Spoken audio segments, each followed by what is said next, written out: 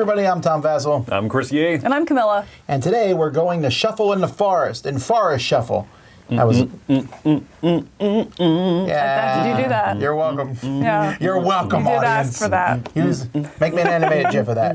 This is a card game. I mean, it literally is just a big deck of cards, and you're making a forest in front of you and filling it with animals. Animals. On plus cards. 1 point for Camilla, automatically, because you like animals. Okay. Forest animals. I was just taking the points. And wolves and bears and butterflies. Oh my. And there's fungus. Let me show you. The game comes with a very long board. This is where you'll be placing cards that people can draw over the course of the game.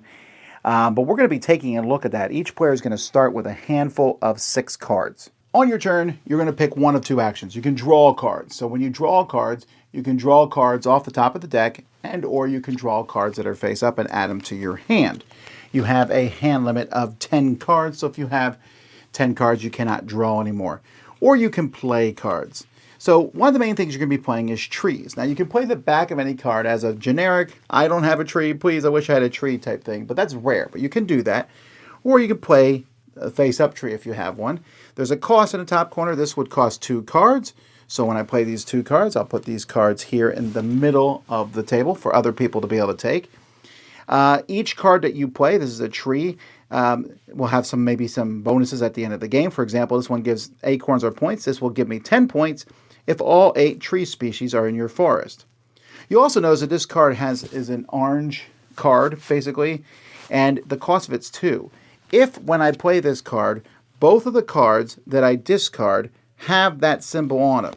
So let's say I have another card with that symbol, and I've discarded 2 of these same cards from my hand, 2 orange cards. If I do that, then I get another bonus here, and this is as take another turn. So there's lots of different cards with different bonuses, and the deck is just full of them. If I play this sycamore tree, for example, this also costs 2, and at the end of the game, this is 1 point for every tree that I have. This beech tree here, when I play it, it costs 1 card, but I automatically get to draw a card from the top of the deck, and this is 5 points at the end of the game if there's at least 4 beeches in my forest. Now, once you have trees, you can also play cards around trees. You'll notice that the animal cards have 2 animals on each card. So when you play one, you're going to pick which side you're going to play. So let's say I want to play the bat here. I'll tuck it under the tree like thus, and this costs 1. It's a bat, and I get 5 points if I have 3 different bats. Later on, I might want to add this woodpecker to this same tree, and this gives me 10 points if no other forest has more trees than me. So each side of the tree can have one thing. I might put a frog here on the bottom of this tree, and then later on, I'm going to add this brown bear on this side. So you'll see there's all different things that can be added to each of your trees. So you need trees to be able to put out these animals, and they're all going to score in different ways. You also have a cave. Sometimes cards get sent to your cave. Notice this bear here says, place all the cards from the clearing in your cave. At the end of the game, every card in your cave is going to be worth 1 point. And that's basically it. Now, before the game starts, you'll divide the deck into piles. There will be a winner card placed on top of one pile with these 2 shuffled in that pile. And that's the bottom pile. When the 3rd winter card is drawn, that's going to end the game immediately. Otherwise, you discard it and redraw a new one if you don't draw the 3rd one. And then you just add up all your points. You're going to get points from trees, from the different animals. And folks, there are all kinds. I think there's 8 different trees, all kinds of animals. Here's a boar who's 10 points, but you need at least a squeaker. Here's the squeaker. He's only 1 point, but he makes the boars worth 10. A deer gives you 3 points for every yellow card that you have with a yellow leaf on it. I know that butterflies, you get points for the number of different butterflies that you have. Some cards give you extra actions, like this Eurasian jay here, and it's just worth 3 points. While the tree ferns lets you draw another card and gives you 6 points for every amphibian card that you have in your tableau at the end of the game. That's how you play.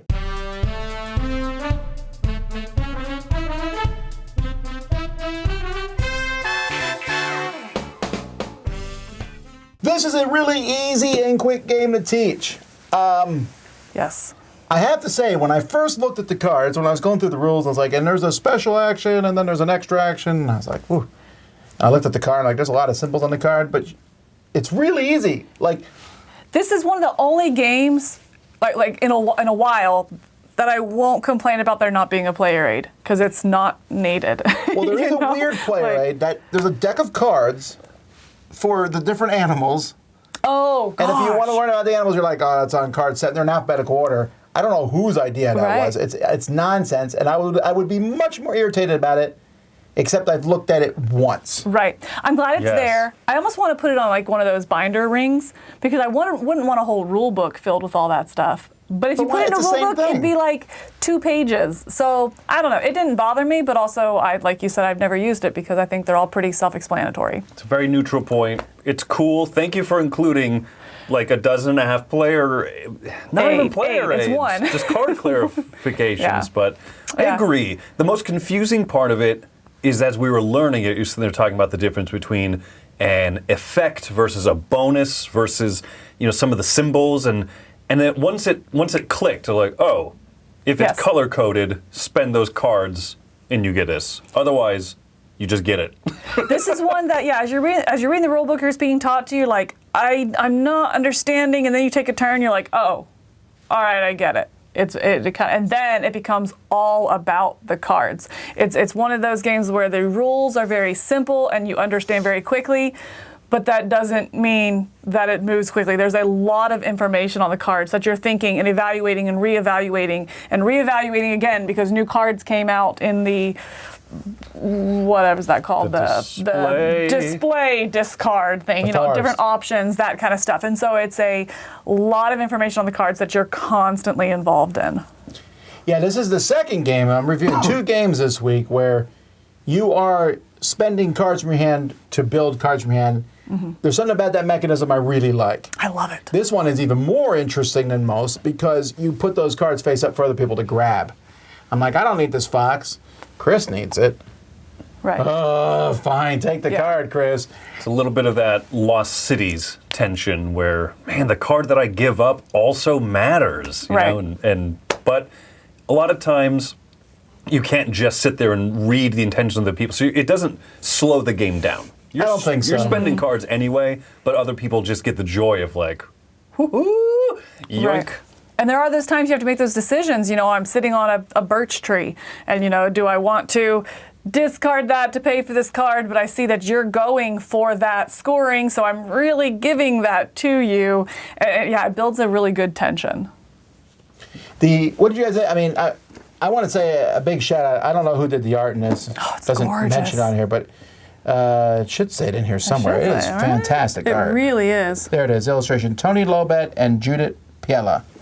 They should be bigger because that's fantastic. And that's not just the pictures. Like, the back of the cards are absolutely lovely. It is just It's a very great- endearing. It's a great all-around aesthetic.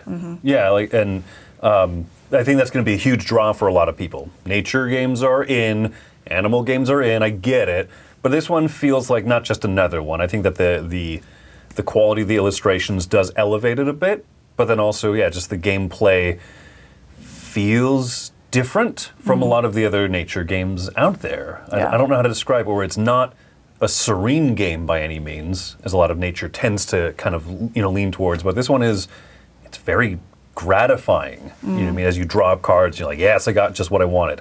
Ooh, I didn't get what I wanted. But like many of these card games, maybe I'll pivot. Maybe I'll lean into this type of tree so that I have this other card that can get 5 points if I just straight up put that bird in this tree. That's worth it. I like that. It's serene until the end when the winner cards are coming up. And you're like, do I have time to get some more things out? Right. Do I draw? I want to draw.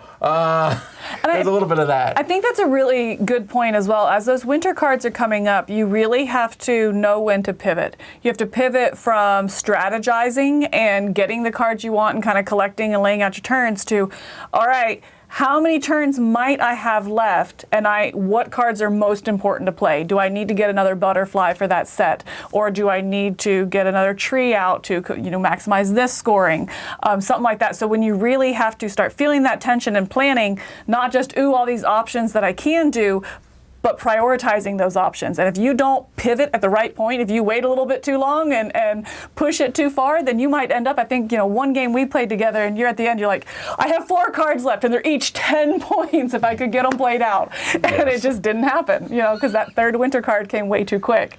So you have to know when to pivot and push your luck. Because the other side of that, you don't want to be sitting there and be like, all right, I've played everything. I have no scoring cards left. And now there's like 3 more turns to the game where I just wasted time. Right. So.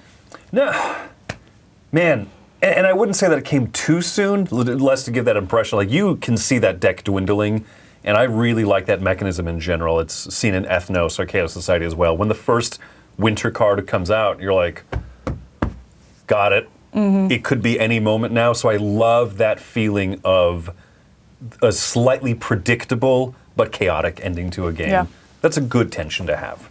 This box is lies, by the way. It says 60-minute playtime. I think you're playing slowly if it goes to 60 minutes. I really do. Even at the full player count, I think so. might still be quicker. Maybe than your that. first game where you're reading all the cards. At this point, I know if I get a butterfly, I want multiple butterflies. I know if there's a boar, I want a squeaker. How do I know that?